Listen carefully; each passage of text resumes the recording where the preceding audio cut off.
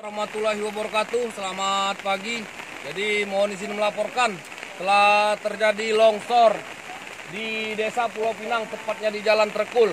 Dan seperti yang bisa kita lihat bahwa ada satu unit mobil carry berwarna hitam tertimbun longsor setinggi kurang lebih 1 meter. Jadi dihimbau kepada pengguna jalan, jika berperjalanan ingin ke Pagar Alam atau dari Pagar Alam ingin ke Lahat, agar menggunakan jalan alternatif dengan melalui Jalan Morasiban dan Simpang Macang.